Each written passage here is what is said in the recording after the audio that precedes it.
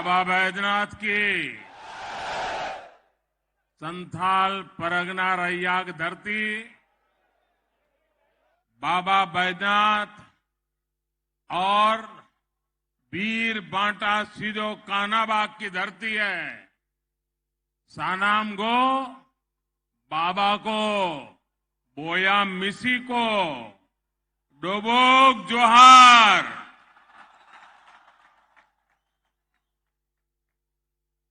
अपने सनी के नमस्कार।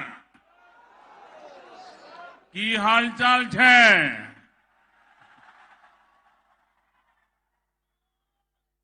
मंच पर उपस्थित भारतीय जनता पार्टी के वरिष्ठ सहयोगीगण, केंद्रीय मंत्रिमंडल के मेरे साथीगण, संसद के मेरे साथीगण, विधायकगण और देवघर के मेरे प्यारे भाई और बहनों, कल देवघर की दिवाली पूरा देवघर दीप मालाएं प्रज्वलित कर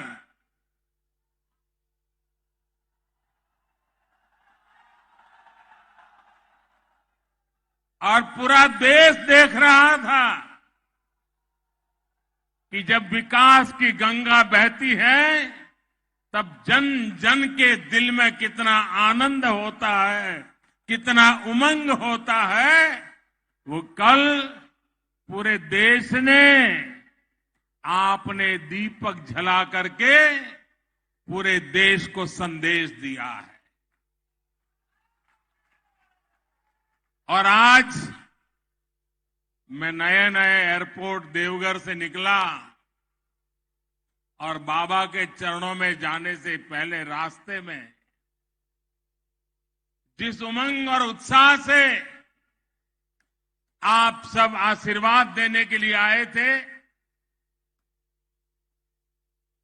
पूरा झारखंड, पूरा देवघर, पूरा मेरा सांथाल परगना, आपने जो प्यार दिया है, जो आशीर्वाद दिए हैं, मेरे जीवन की एक बहुत बड़ी पूंजी है।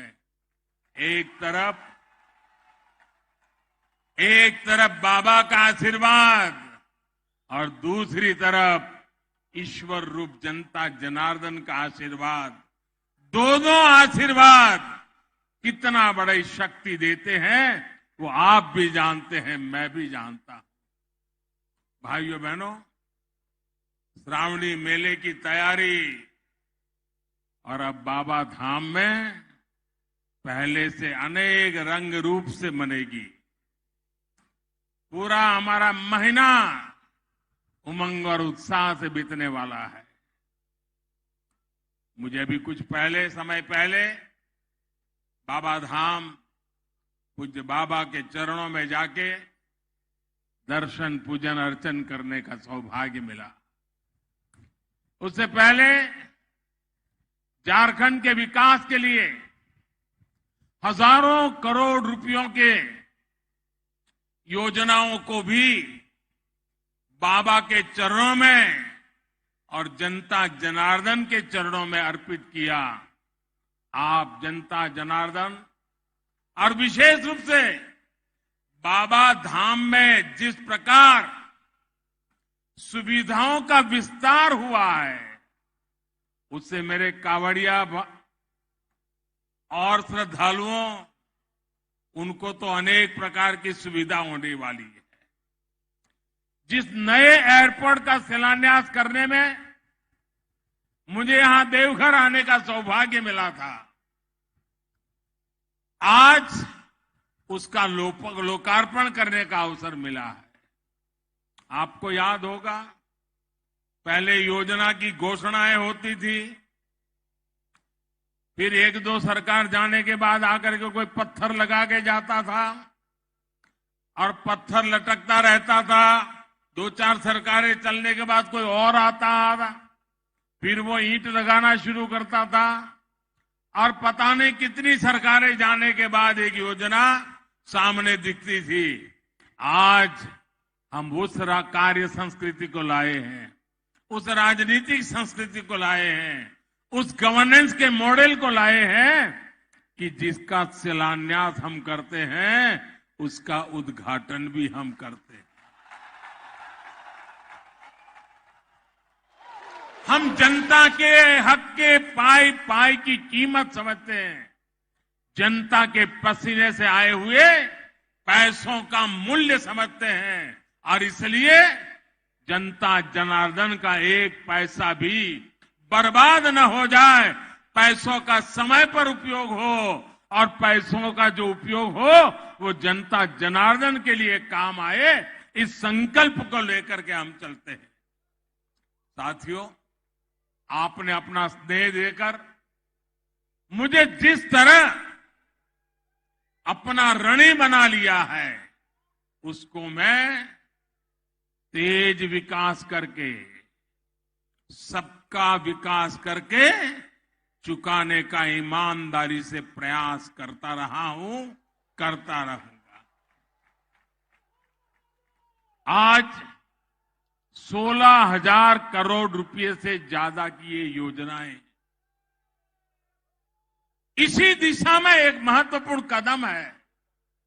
भाई और बहनों, भारत आस्था, अध्यात्म और तीर्थ स्थलों की धरती है। तीर्थ यात्राओं ने हमें बेहतर समाज और बेहतर राष्ट्र के रूप में गढ़ा है। हमें देवघर को ही देखे तो यहां शिव भी है और शक्ति भी है। ज्योतिर्लिंग और शक्तिपीठ यहां दोनों मौजूद है। हर साल लाखों श्रद्धालु दूर दूर से यहां गंगा जल लेकर आते हैं, देश के अलग अलग कोने से आते हैं, बड़ी भक्ति भाव से आते हैं। लोगों को एक दूसरे की भाषा, बोली भले समझ आए या ना आए, लेकिन हमारी आस्था, हमारी सांस्कृतिक विरासत ये सांझी अमानत है। भारत की इन्हीं धरोहरों को सुरक्षित करने, इन तक पहुंचने का मार्ग आसान बनाने के लिए आज अभूतपूर्व निवेश किया जा रहा है। बाबा बैद्यनाथ धाम हो, काशी विश्वनाथ धाम हो, केदारनाथ धाम हो, अयोध्या धाम हो, रामायण सर्किट हो, भगवान बुद्ध से जुड़े पवित्र स्थान हो, देश में आस्था, आध्यात्म और ऐतिहासिक महत्व से जुड़े हर स्थान में आधुनिक सुविधाएं तैयार की जा रही है। साथियों, आज पर्यटन दुनिया के अनेक देशों में एक आकर्षक उद्योग के रूप में रोजगार का बहुत बड़ा माध्यम बना हुआ है।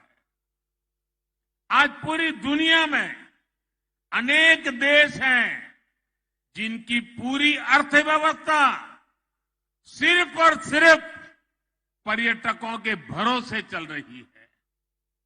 भारत के कोने कोने में पर्यटन की शक्ति अपार है, बहुत सामर्थ्य पड़ा हुआ है। हमें इसे और बढ़ाने की जरूरत है। आज दुनिया नए स्थानों को, नए कल्चर को, नई चीजों को देखना चाहती है, समझना चाहती है, जुड़ना चाहती है। लोग कुछ दशक पहले की विरासत देखकर आंखें चौड़ी करती लेते हैं। उनको कभी कभी लगता है अच्छा है, लेकिन जब भारत में आते हैं और यहां हर कोने में, हर पत्थर पे हजारों साल पुरानी यादें वहां पर समाहित हुई देखते हैं। हजारों साल पुरानी इन महान परंपरा दुनिया जब देखती है तो वो चकाचौंध उनके मन को प्रभावित कर देती है। इसलिए आज ये समय की मांग है कि भारत अपनी विरासत को ज्यादा से ज्यादा और तेजी के साथ संरक्षित करे, वहां आधुनिक सुविधाएं बढ़ाए। और हम ये पूरे देश में देख रहे हैं कि बीते वर्षों में जिन भी तीर्थ स्थलों को आधुनिक सुविधाओं से जोड़ा गया, वहां यात्रियों की संख्या, पर्यटकों की संख्या अनेक गुना बढ़ गई है। इसका सीधा लाभ वहां रहने वाले आसपास के गांव के लोग, आसपास के जिले के लोग, उनको इनका बहुत बड़ा लाभ होता है। मैं बाबा धाम के आप लोगों को बाबा विश्वनाथ की नगरी काशी का एक उदाहरण देना चाहता हूं। जब से काशी में विकास ने गति पकड़ी है, काशी विश्वनाथ परिषद का सुंदरीकरण हुआ है, बनारस आने वाले श्रद्धालुओं की संख्या में कई गुना बढ़ोतरी हुई है। 3 साल पहले की तुलना में इस साल वाराणसी में अभी तक 3 गुना अधिक यात्री आए हैं। इस वृद्धि के चलते होटल वाले हो, ढाबे वाले हो, नाव वाले हो, ऑटो रिक्शा वाले हो, फूल पौधे बेचने वाले हो, पूजा का सामान बेचने वाले हो, इतना ही नहीं, चाय बेचने वालों को भी बहुत फायदा हो रहा है। उनका कारोबार बहुत बड़ा है। वहां जो हस्तशिल्प का काम होता है, कारीगर बुनकर जो सामान बनाते हैं, उसकी बिक्री भी बहुत ज्यादा बढ़ी है। साथियों, ऐसा ही प्रभाव हम केदारनाथ धाम में भी देख रहे हैं। जब वहां पुनर्निर्माण नहीं हुआ था, जब वहां सुविधाएं नहीं बढ़ी थी, तो कपाट खुलने की शुरुआती 2 महीने में एवरेज 2-2.5 लाख यात्री आते थे। इस साल कपाट खुलने के शुरुआती 2 महीनों में करीब करीब 9 लाख श्रद्धालु बाबा केदार के दर्शन कर चुके। ऐसा ही एक उदाहरण आपको पता होगा, गुजरात में मां नर्मदा के तट पर सरदार वल्लभ भाई पटेल की विश्व की सबसे ऊंची प्रतिमा बनी है, स्टैच्यू ऑफ यूनिटी। उस जगह पर जाने क्या, उसके निर्माण के कारण, और वो पूरा क्षेत्र मेरे आदिवासी भाई बहनों का क्षेत्र है। वहां हमारे आदिवासी भाई बहन की रोजी रोटी कमाते हैं। स्टैच्यू ऑफ यूनिटी बनने के बाद लाखों की तादाद में यहां लोग आते हैं और ये टूरिस्ट वहां पर होटल, वहां के ढाबों में हैंडीक्राफ्ट के सामान खरीदना, सैकड़ों करोड़ रुपए भी खर्च करते हैं। इसका सीधा लाभ वहां रहने वाले लोगों को हो रहा है, मेरे आदिवासी भाइयों बहनों को हो रहा है। यानी जब पर्यटन बढ़ता है तो इसका फायदा गरीब को होता है, आदिवासी को होता है, दलित, वंचित, पिछड़े को होता है।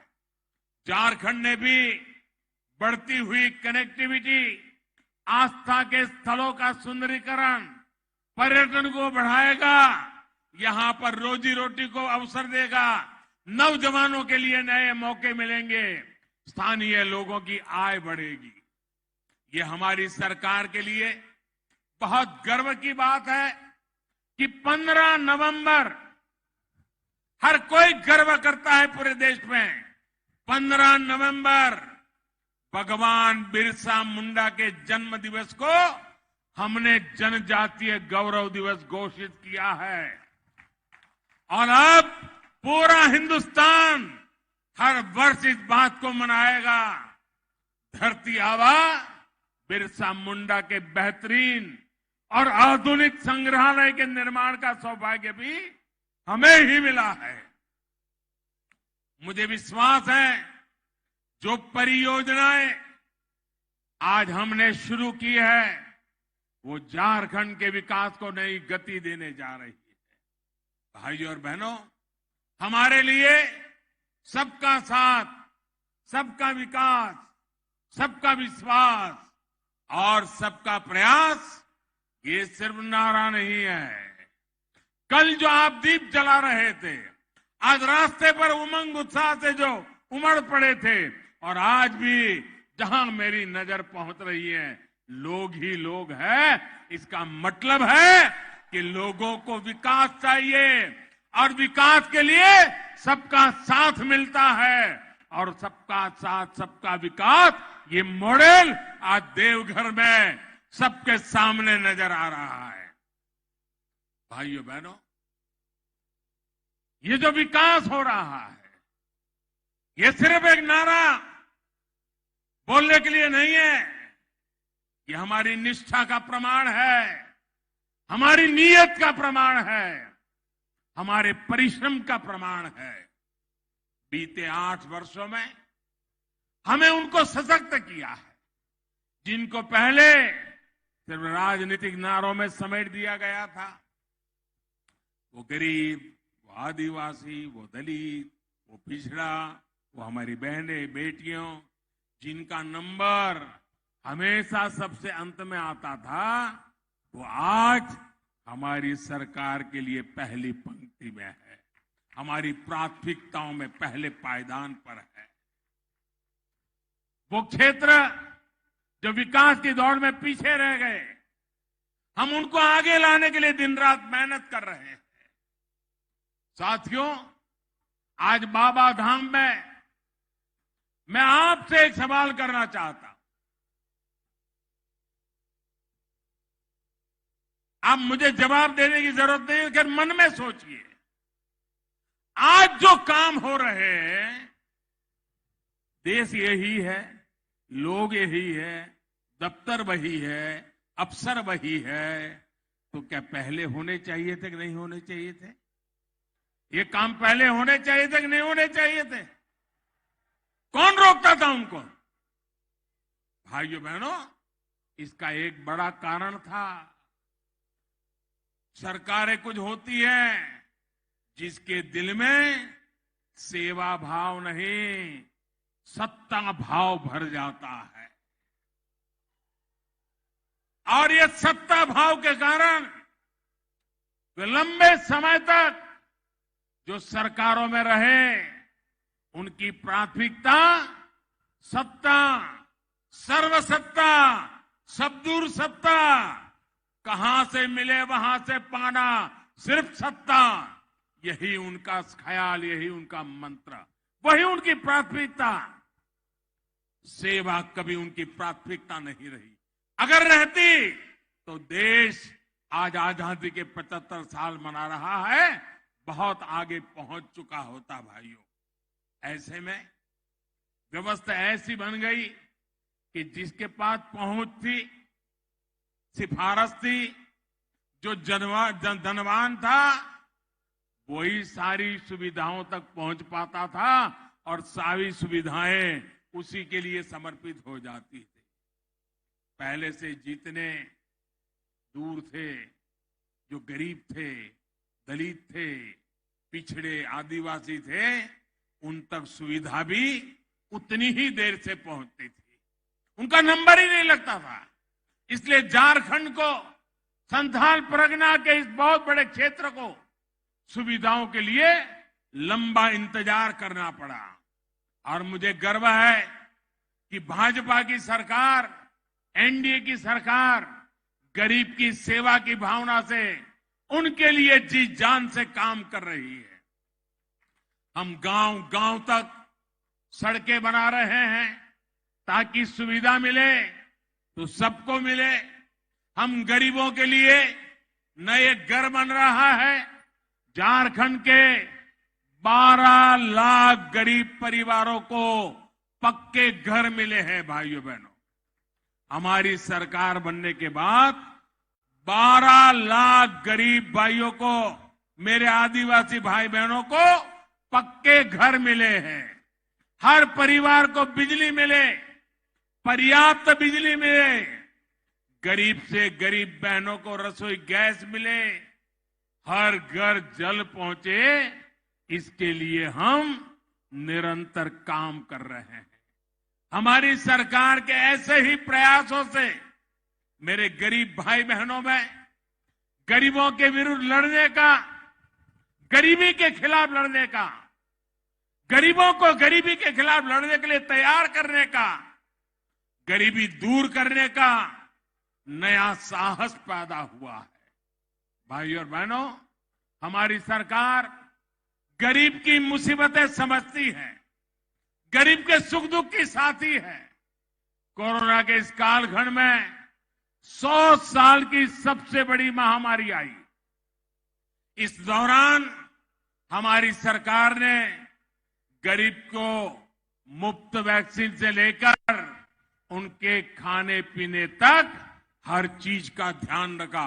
और इतना बड़ा देश, कोई गरीब के घर का चूल्हा न जले, इसकी हमने पूरी तकेदारी की ताकि गरीब भूखा न सो जाए। झारखंड के भी लाखों लोगों को केंद्र सरकार की मुफ्त राशन वाली योजना का लाभ मिल रहा है। भाई और बहनों, आज मुझे एम्स देवघर में नई सुविधाएं शुरू करने का भी मौका मिला है। झारखंड में स्वास्थ्य सेवाओं की बेहतरी के लिए हम निरंतर काम कर रहे हैं। यही झारखंड की धरती है जहां से जब रघुवर दास जी मुख्यमंत्री थे, आयुष्मान भारत योजना का उद्घाटन प्रारंभ यही झारखंड से हुआ था। इस योजना के तहत देश के 3 करोड़ गरीब मरीजों को मुफ्त इलाज मिल चुका है। इसमें झारखंड के भी 12 लाख से अधिक बहन भाइयों ने इसका लाभ लिया है। इन लोगों ने अस्पताल में भर्ती होकर अपना मुफ्त इलाज कराया है। आप कल्पना कर सकते हैं, इससे सिर्फ झारखंड के गरीबों को ही 1400 करोड़ रुपए, अगर ये योजना न होती तो उनको अस्पताल के 1400 करोड़ रुपए का बिल भरना पड़ता। आज इस योजना के कारण झारखंड के लोगों के जेब में वो 1400 करोड़ रुपया बच गया है। मेरे भाइयों बहनों, सोचिए, इतना पैसा खर्च करके इलाज करने के बजाय मेरा गरीब भाई बहन तो यही सोचता कि भाई कुछ नहीं करना है, थोड़ी तकलीफ होगी, अब कितने दिन जीना है। भाइयों बहनों, वो दवाई न करवाते, घर पे बैठे रहते। मेरी माताएं तो बताती भी नहीं कि मुझे पीड़ा हो रही है, क्योंकि मां को रहता है कहीं बेटे को कर्ज हो जाएगा, वो दर्द झेलती रहती। लेकिन मां, तेरे बेटे पर कर्ज न पड़े, तेरा दूसरा बेटा बैठा है तेरी चिंता करेगा। लेकिन भाजपा सरकार की योजना गरीब के लिए बहुत बड़ा संबल बनकर आई है। आयुष्मान भारत योजना की वजह से झारखंड के लोगों को, गरीबों को देश के दूसरे बड़े शहरों के अस्पतालों में भी बहुत मदद मिल रही है। यहां देवघर में एम्स बनने से भी गरीबों की बहुत बचत होने वाली है। साथियों, आदिवासी समाज का सशक्तिकरण, उनके बच्चों का उज्जवल भविष्य भाजपा की प्राथमिकता है। ये केंद्र सरकार की नीतियों में साफ साफ झलकता है। देश के 100 से अधिक आकांक्षी जिलों में अनेक जिले झारखंड के हैं, उसमें भी अधिकतर मेरे ये संथाल परगना में है। कुछ महीने पहले ही देश के 44 जनजातीय जिलों में 4G मोबाइल कनेक्टिविटी मजबूत करने के लिए बड़ा फैसला लिया गया है। इसके लिए सरकार लगभग 6,000 करोड़ रुपए खर्च करने जा रही है। इसका लाभ झारखंड के अनेक जिलों में रहने वाले मेरे आदिवासी भाई बहनों, यहां के युवाओं को होने वाला है। इससे जनजातीय जिलों में डिजिटल इंडिया का यानी ऑनलाइन सरकारी सेवाओं का लाभ और बेहतर तरीके से मिल पाएगा। झारखंड एकलव्य मॉडल स्कूलों के नेटवर्क का भी बहुत बड़ा लाभार्थी है। केंद्र सरकार झारखंड में 90 से अधिक एकलव्य स्कूल बना रहा है। भाई और बहनों, झारखंड में प्राकृतिक संपदा भी है और समृद्ध होने का सामर्थ्य भी है। बीते कुछ वर्षों में केंद्र सरकार के प्रयासों से झारखंड का यह सामर्थ्य और बढ़ रहा है। क्या कभी कल्पना की जा सकती थी कि झारखंड पाइप से रसोई गैस और सीएनजी आधारित ट्रैफिक के मामले में देश का अव्वल राज्य में होगा? आज प्रधानमंत्री ऊर्जा गंगा योजना के कारण ये संभव हो रहा है। सिंदरी खाद्य कारखाना जो बंद पड़ गया था, उसे फिर से शुरू करने का काम भी तेजी से चल रहा है।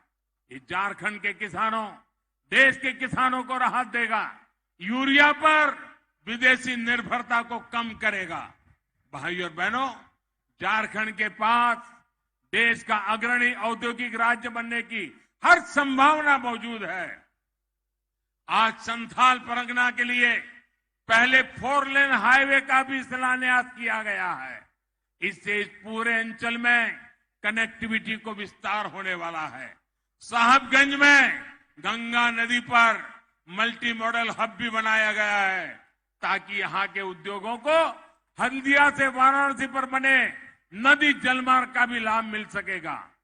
झारखंड को समुद्री रास्ते से कनेक्ट करने के लिए जो भी प्रयास हो रहे हैं, उससे यहां उद्योग लगाना बहुत आसान हो जाएगा। यहां कच्चा माल भी और जब उत्पादन होगा तो झारखंड यहां के गरीब को, आदिवासी को रोजगार के लिए यहां से कभी उसको बाहर जाना नहीं पड़ेगा। हिंदुस्तान के और कोनों में झुग्गी झोपड़ी में जीने के लिए मजबूर नहीं होना पड़ेगा। और यही तो हमारा सबका साथ सबका विकास का राह है। साथियों, विकास के इन कार्यों के बीच आज मैं आप सभी को एक बात से भी सतर्क करना चाहता हूं। आज हमारे देश के सामने एक और ऐसी चुनौती आ खड़ी हुई है जिसे हर देशवासी को जानना और समझना है। ये चुनौती है शॉर्टकट की राजनीति की। बहुत आसान होता है लोग लुभावन वायदे करके शॉर्टकट अपनाकर लोगों से वोट बटोर लेना। शॉर्टकट अपनाने वालों को ना मेहनत करनी पड़ती है और ना ही उन्हें दूरगामी परिणामों के बारे में सोचना पड़ता है। लेकिन ये बहुत बड़ी सच्चाई है कि जिस देश की राजनीति शॉर्टकट पर आधारित हो जाती है, उसका एक ना एक दिन शॉर्ट सर्किट भी हो ही जाता है। शॉर्टकट की राजनीति देश को तबाह कर देती है। भारत में हमें ऐसी शॉर्टकट अपनाने वाली राजनीति से दूर रहना है। अगर हमें आजादी के 100 वर्ष पर भारत को नई ऊंचाई पर ले जाना है, तो उसके लिए परिश्रम की पराकाष्ठा करनी है। और परिश्रम का कोई शॉर्टकट नहीं होता। भाइयों बहनों, आजादी के बाद देश में जो राजनीतिक दल हावी रहे, उन्होंने बहुत से शॉर्टकट अपनाए थे। इसका नतीजा ये हुआ कि भारत के साथ आजाद हुए देश भारत से बहुत आगे निकल गए, हम वही के वही रह गए। आज हमें अपने देश को उस पुरानी गलती से बचाना है। मैं आपको उदाहरण देता हूं। आज हम सभी के जीवन में बिजली कितनी जरूरी हो गई है, ये हम सभी देख रहे हैं। अगर बिजली ना हो तो मोबाइल चार्ज भी नहीं हो पाएगा, न टीवी चलेगा। इतना ही नहीं, गांव में टंकी बनी हो, नल भी लगा हो, बिजली नहीं है तो टंकी नहीं भरेगी, टंकी नहीं भरेगी तो पानी नहीं आएगा, पानी नहीं आएगा तो खाना नहीं पकेगा। आज बिजली इतनी ताकतवर बन गई है, हर कोई काम बिजली से जुड़ गया है। और भाइयों बहनों, अगर ये बिजली न होगी तो फिर शाम को डिबरी और लालटेन की रोशनी में रहना पड़ेगा। बिजली ना हो तो रोजी रोटी के अवसर, कल कारखाने सब बंद हो जाएंगे। लेकिन बिजली शॉर्टकट से पैदा नहीं की जा सकती। झारखंड के आप लोग तो जानते हैं कि बिजली पैदा करने के लिए पावर प्लांट लगाने पड़ते हैं, हजारों करोड़ रुपए का निवेश होता है। इस निवेश से नए रोजगार भी मिलते हैं, नए अवसर भी बनते हैं। जो राजनीतिक दल शॉर्टकट अपनाते हैं वो इस निवेश का सारा पैसा जनता को बहलाने में लगा देते हैं। ये तरीका देश के विकास को रोकने वाला है, देश को दशकों पीछे ले जाने वाला है। आज बाबा धाम से मैं आप लोगों को, सभी देशवासियों को इस शॉर्टकट की राजनीति से बचकर रहने का हृदयपूर्वक आग्रह कर रहा हूं। शॉर्टकट की राजनीति करने वाले कभी नए एयरपोर्ट नहीं बनवाएंगे, कभी नए और आधुनिक हाईवे नहीं बनवाएंगे, वे कभी भी नए एम्स नहीं बनवाएंगे, हर जिले में वो कभी मेडिकल कॉलेज नहीं बनवाएंगे। मैं आपको एक उदाहरण देना चाहता हूं। आज यहां झारखंड में हजारों करोड़ की नई सड़कों के लिए शिलान्यास और लोकार्पण हुआ है। किसी के लिए बहुत आसान है ये कह देना कि अब से झारखंड में न बस का टिकट लगेगा, न ऑटो में चढ़ने का पैसा देना होगा और न ही रिक्शे का कोई भाड़ा लगेगा। सुनने में ये बहुत लोग लुभावना लगता है, लेकिन ऐसी लोग लुभावन घोषणाएं, ये शॉर्टकट एक दिन लोगों को ही कंगाल कर देते हैं। जब सरकार के पास पैसा ही नहीं आएगा तो फिर वो नई सड़कों के लिए कहां से खर्च करेगी, नई हाईवे कहां से बनवाएगा। इसलिए ऐसे लोगों से झारखंड के निवासियों को भी सतर्क रहने की जरूरत है। मेरे भाइयों बहनों, आज एक और आग्रह मैं देवघर के लोगों से करना चाहता हूं। आज यहां इतनी सुविधाएं बन रही है तो उनका ख्याल रखने का दायित्व भी मेरे देवघर के भाइयों बहनों का है। देवघर को, बाबा धाम को स्वच्छ रखने की जिम्मेदारी हम सभी भाई बहनों की है। और यात्री आता है, पर्यटक आता है, विदेशी टूरिस्ट भी आता है तो स्वच्छता उसके लिए पहली आवश्यकता होती है। मैं चाहता हूं ये स्वच्छता हम सबकी जिम्मेवारी है। हम अगर शपथ लें कि मैं गंदगी करूंगा नहीं, मैं गंदगी करने नहीं दूंगा, तो स्वच्छता के लिए और कुछ करने की जरूरत नहीं पड़ेगी। भाइयों बहनों, आपको कोशिश करनी है कि स्वच्छता की रैंकिंग में कि हमारा देवघर देश के अव्वल शहरों में आना चाहिए। आना चाहिए कि नहीं आना चाहिए? आना चाहिए कि नहीं आना चाहिए? आप लोग मेरी मदद करोगे क्या? देवघर को स्वच्छ बनाओगे क्या? हिंदुस्तान में सबसे शानदार बनाओगे क्या? देखिए, मैंने जितना काम किया है, अब मैं इतना थोड़ा सा काम आपसे मांग रहा हूं। झारखंड को आगे बढ़ाने के लिए, देश को आगे बढ़ाने के लिए ऐसे ही हमें सबने मिलकर के काम करना है। और इसी भावना के साथ हमें देवघर को ही आगे बढ़ाना है, सांथाल परगना को भी आगे बढ़ाना है, हमारे झारखंड को भी आगे बढ़ाना है और पूरे हिंदुस्तान को भी आगे बढ़ाना है। इसी एक भावना के साथ बाबा के चरणों के फिर एक बार प्रणाम करते हुए, आप सबका धन्यवाद करते हुए मेरे साथ पूरी ताकत से बोलिए, भारत माता की, भारत माता की, भारत माता की। बहुत बहुत धन्यवाद।